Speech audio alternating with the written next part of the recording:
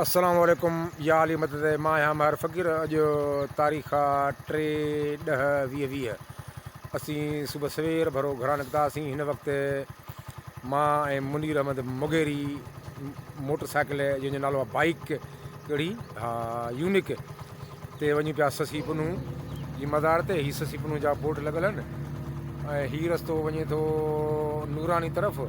अॻियां थोरे पंध ते सॼे हथ ते हब डेम आहे ऐं हीअ रस्तो वञे थो ससी पुनून जे मज़ार ते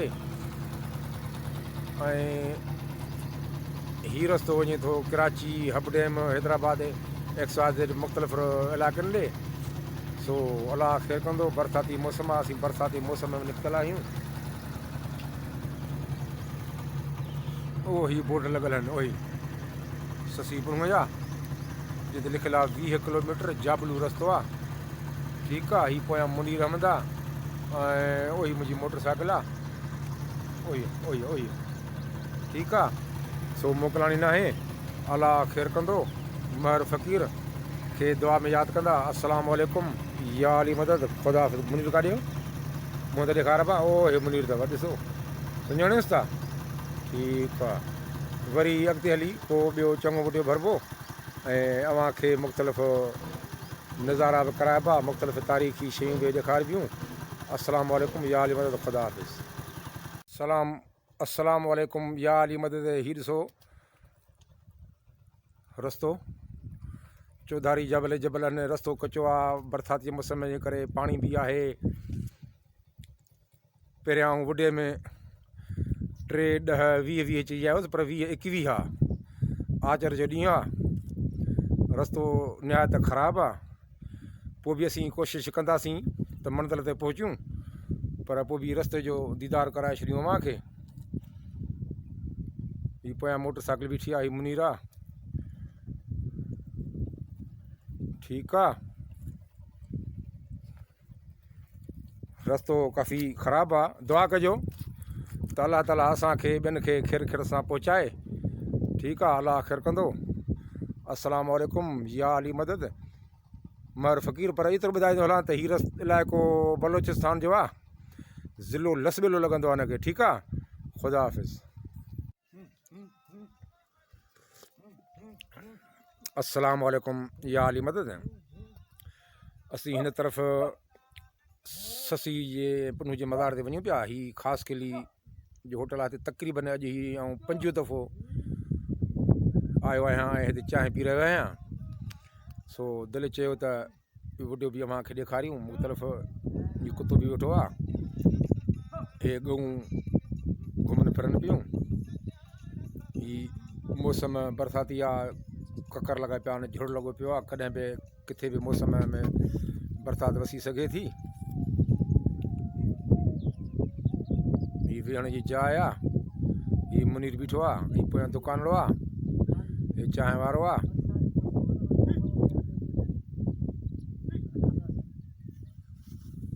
हीअ पाणी जी टैंकी आहे जेको पाणी हीअ टैंकर ते ॿाहिरां घुराईंदा आहिनि।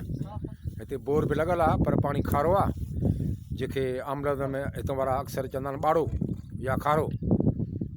ठीकु आहे।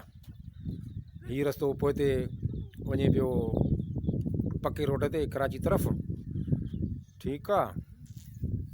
चांहि पीआं। हीअ चांहि ॾिसो। अव्हांखे बि सलाह मां तव्हांजो महर फ़क़ीर सलाह नथो करे, सलाह कंदो आहियां बा मां, पर पोइ पीआरियां न पीआरियां मुंहिंजी मर्ज़ी आहे, पर पीआरंदो आहियां प्यार वारनि खे। ओ हीअ मुनीर अथई। हीअ मुंहिंजी मोटरसाइकिल आहे। सो मोकिलाणी न आहे। वरी अॻिते वेंदासीं जिते पब जबल आहे। पब जबल हज़रत शाह लतीफ़ जे रिसाले में आहे ऐं सुर ससी खे तक़रीबन 70 सुरनि में मुर्शिद लतीफ़ ॻायो आहे ऐं उहो पब जबल बि अव्हांखे ॾेखारींदासीं। सो मोकिलाणी न आहे। दिलि दुआ में यादि। अस्सलाम वालेकुम महर फ़क़ीर। ख़ुदा हाफ़िज़। अस्सलाम वालेकुम या अली मदद। हीअ आहे पब जबल जा कतार। हीअ पोयां मुनीर आहे। ओ हीअ रस्तो ॾिसो। ठीकु आहे।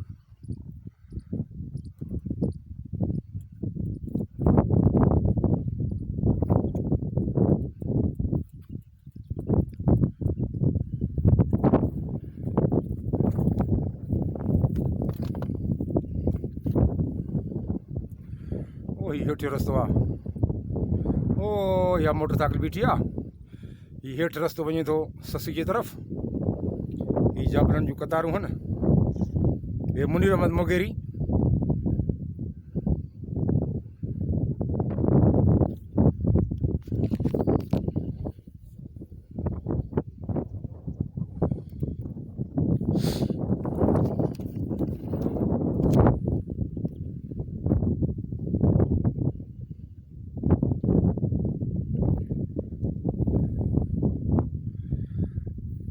सो हाणे असां वरी अॻिते वेंदासीं।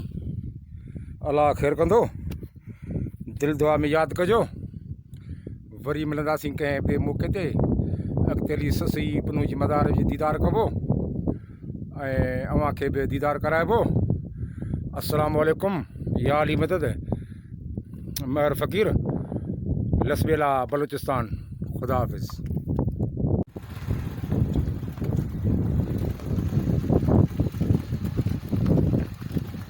असीं इलाही तां लही रहिया आहियूं।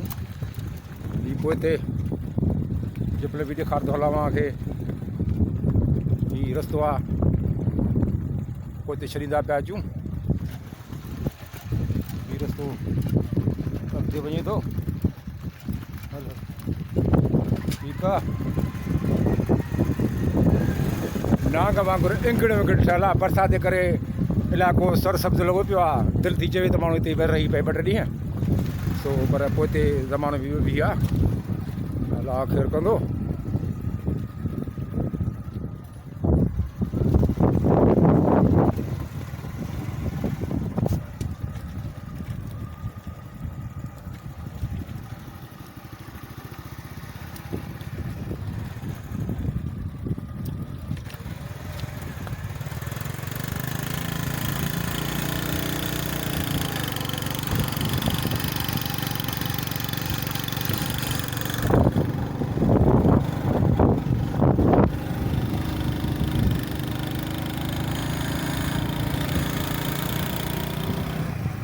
हिन वक़्तु असीं रवां तवां आहियूं मोटरसाइकिल ते ससी पनू जे मज़ार तरफ़।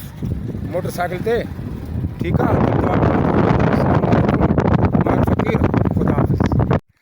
अस्सलामु अलैकुम। जी आली मदद। असां हिन वक़्तु मुनीर मां मोटरसाइकिल ते ससी पनू जी मज़ार खां तक़रीबन 3 किलोमीटर मुफ़ासिलो अंदरि तइ करे आया आहियूं। जिते बीठा आहियूं उन खां रस्तो अंदरि विंदर तरफ़ वेंदो आहे। असीं उन जाइ ते बीठा आहियूं जिते मुख़्तलिफ़ ज़बानी ॻाल्हियूं ॿुधियूं आहिनि, किताबी किथां न ॿुधियूं आहिनि। सोचंदा आहिनि त हिननि पथर में ससी जो लोटो गुम थी वियो हो। हिननि पथरनि खे धकु हणिबो आहे त आवाज़ु ईंदो आहे। वधीक वल्ला आलम अलाह खे ख़बर। पर किथां आवाज़ु नथो अचे। हिते साबिर पेंटर आहे ठटे जो। पोइ कॾहिं आयो उन हिकिड़ो लतीफ़ जो शेर लिखियो आहे त ॾूंगर ॾुखोयनि जा वढिया वाक़ुफ़ थी वटां तो वठी विया पहस मुंहिंजो पीउ भॼी पाराऊं थी मतां सोज़ में सड़ी वञी। मुर्शिद लतीफ़। सो वधीक अलाह खे ख़बर त इहो किसो सचो आहे या कूड़ आहे या ज़बानी ॻाल्हियूं आहिनि। पर हिते अक्सर करे उहे ॻाल्हियूं थींदियूं आहिनि। हिकिड़ी ॻाल्हि कई ॿियो कंदो आहे। पोइ बि असीं हिन जाइ ते आया आहियूं। असीं धकु हणूं था त को आवाज़ु नथो अचे। को बि आवाज़ु कोन्हे को। न को सोराख़ थो नज़र अचे। बाक़ी सफ़ेद पथर आहिनि। वधीक अलाह खे ख़बर। अलाह ख़ैरु कंदो। पोइ बि अव्हांखे हिन इलाइक़े जो मुख़्तलिफ़ दीदार कराइजे। हीअ थोरो हीअ पथर आहिनि उहे जिन खे चूनो थियलु आहे।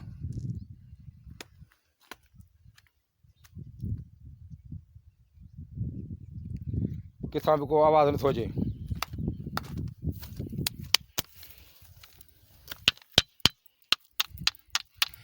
असीं पथर हणूं पिया।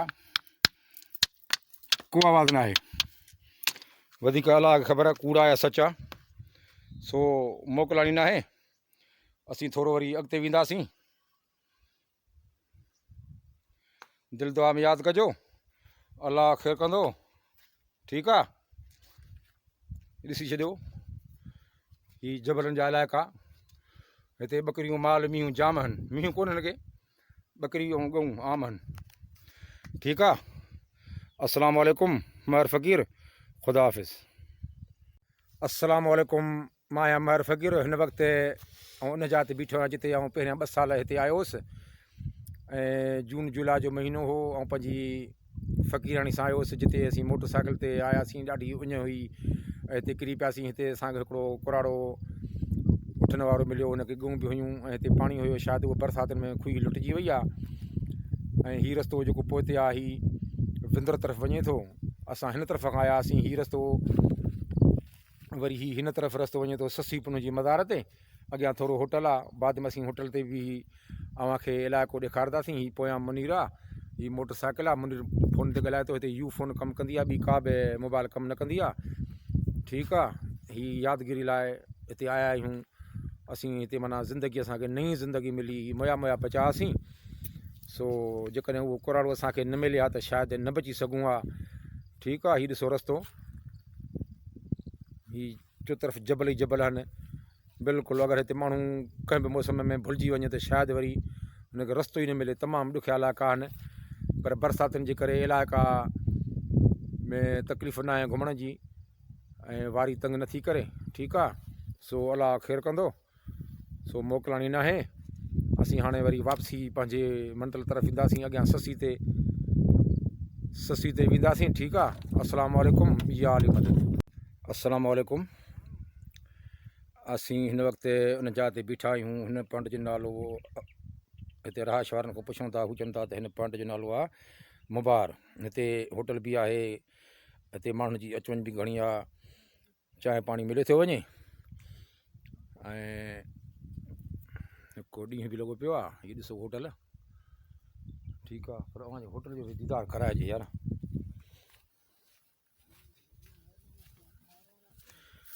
हीअ आहे ओदागड़ी, जिते माण्हू वेही सुकून सां चांहि पी सघे थो। ठीकु आहे।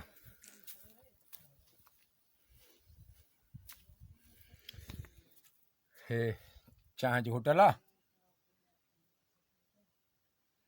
ॾिसो, वरी असां अचूं अलाए न अचूं, ख़बर न आहे, अलाह खे ख़बर। हीअ होटल मालिक आहे। छा नालो आहे भाउ तव्हांजो? मोहम्मद अमीन। पाण केरु आहीं भाउ? बुरड़ो। ठीकु आहे। ही काॾे बि चाचो। ओ ही अबा तव्हांजो नालो छा आहे? शफ़ी मोहम्मद। काॾे ओ ही शफ़ी मोहम्मद आहे। तव्हांजी ज़ात? बुरड़ो। ठीकु आहे। महिरबानी भाउ, अलाह ख़ैरु कंदो। सो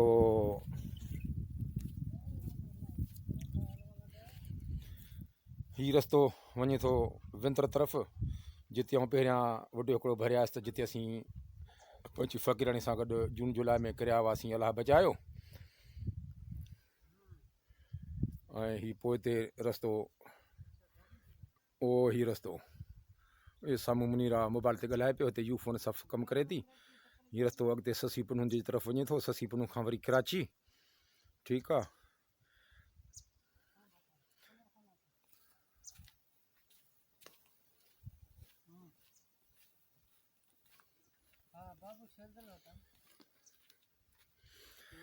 इन मुंहिंजे बैकग्राउंड में उहे पथर आहिनि जिते चवंदा आहिनि त ससी जो लुट हुयो, पर असीं वियासीं हुते को बि आवाज़ु कोन्हे। किन खां पुछो थी त हाणे इहे 2 सालनि खां आवाज़ु न ईंदो आहे। अलाह खे ख़बर। पोइ हाणे कुझु बरसातियुनि जे करे ख़राबु थी वियो आहे या माण्हुनि उन शइ खे ज़ाया करे छॾियो आहे हिते, वधीक रब खे ख़बर।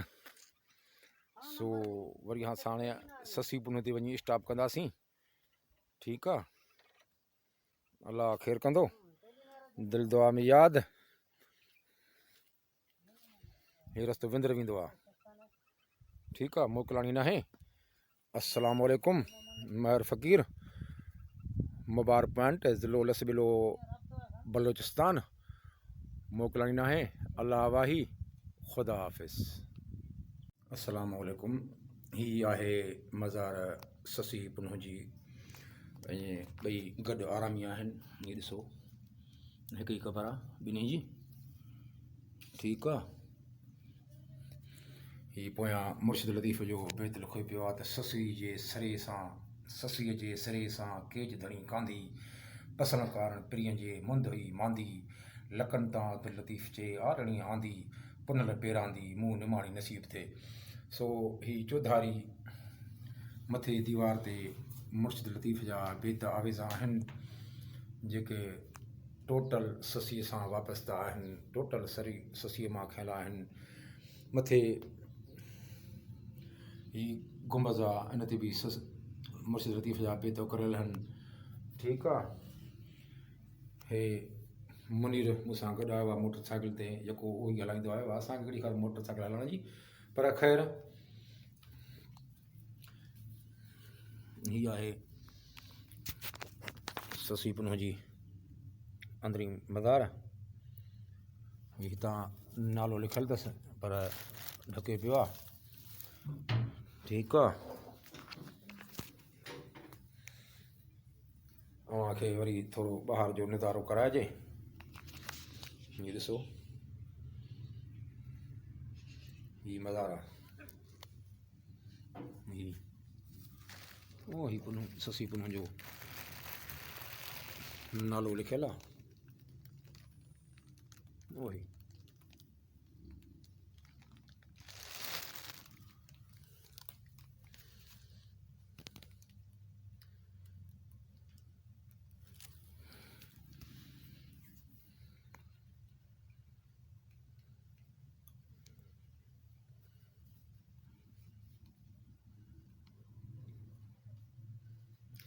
थोरो ॿाहिरि निकिरी अव्हांखे दीदार करायां थो। हीअ मथे लिखियलु आहे ससी पुनह। ही हाजी मोहम्मद अलू सिद्दीक़ इलियासाणी जी हथ मुबारक सां बनायो वियो मज़ार 1/3/1980, जिते शाह जो शेर लिखियलु आहे त लीड़नि लंघे लस मांबड़ा मथे विया वठी वरवाट थिया पुनूअ ॼाम पहस हुआ वॾे वस ॿारो चा बंभोर में। सो ही मुर्शिद लतीफ़ जी शाइरी थियल आहे। हीअ बि हिकिड़ो पोयां मुर्शिद लतीफ़ जो करियो। हा, उहो ही बेत आहे। हीअ ॿाहिरां जो नज़ारो आहे।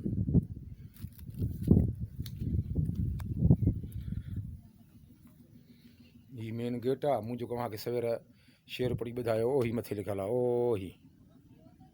ठीकु आहे। थोरो अॻिते हलूं। ही मस्जिद शरीफ़ आहे। हीअ ॾिसो मस्जिद जो नज़ारो।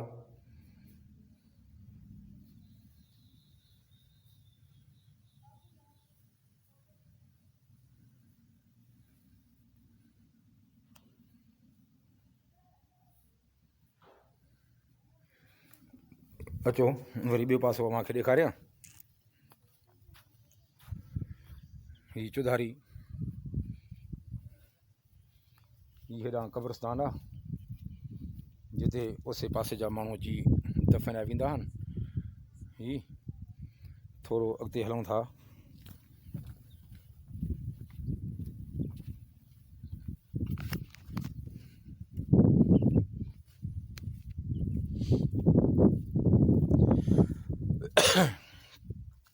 हिते लिखियलु आहे ये वो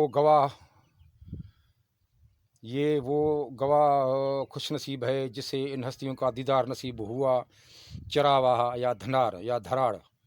ठीकु आहे। ही उन धनार जी मज़ार आहे।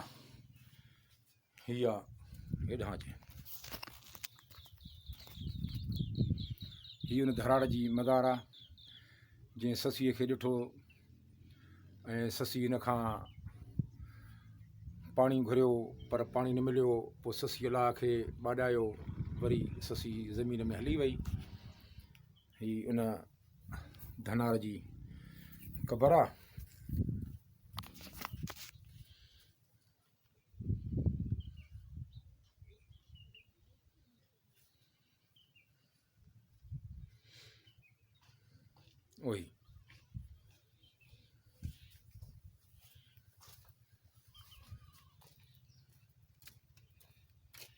उहो ही ख़बर आहे।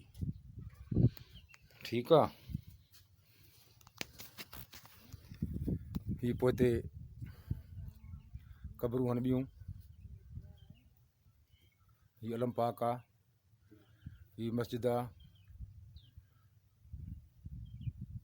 मस्जिद सां बैक साइड ते ससी पुनह जी मज़ार आहे। हिते गाॾियुनि जे लाइ पंचर लाइ भी सिस्टम आहे। डीज़ल पेट्रोल मिली वेंदो आहे। हिकिड़ो होटल बि आहे ऐं मुख़्तलिफ़ खाधे पीते जो सामान बि आहे हिते। इंशाअल्लाह ताला कंहिंखे बि अचण सां का परेशानी न थींदी। सो ही परे परे खां दीदार कयो, ठीकु आहे।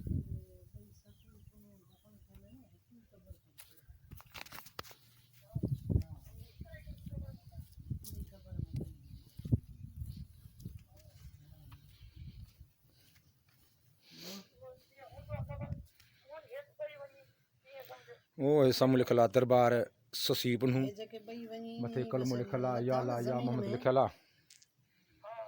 थोरो वरी ऐं ॿाहिरि निकिरंदुसि। हिते पाणी जो सिस्टम आहे पर बिजली जो कोन्हे, हिते सोलर जो सिस्टम आहे।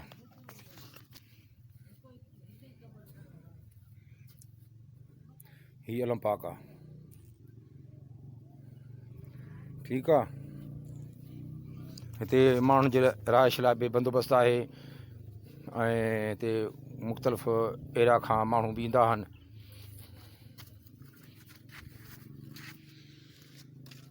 हीअ बोर्ड आहे ससी पुनू जी दरबार जो।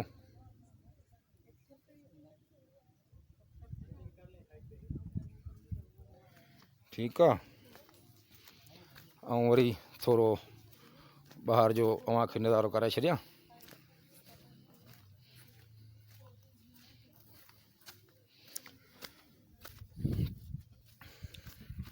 ही बोर्ड लगा तमाम अकीदतमंदों से गुजारिश है कि बराए मेहरबानी दरगाह के हदूद में नशा करना सख्त मना है। ऐसी चीज़ों के लिए जगहें और भी हैं। ये एक अदब एहतराम की जगह है। बादब बामुराद, बेअदब बेमुराद। ये मेला हर साल इंशाअल्लाह माह शबान की 11, 12 और 13 तारीख़ को होगा। हिते हर साल इन्हनि आशिकनि जो मेलो लॻंदो आहे। आशिक हमेशह ज़िंदा रहंदा आहिनि। सो अलाह ख़ैरु कंदो। अव्हांखे दीदार करायोसीं, वरी हयाती रही त किथे मुलाक़ात थींदी।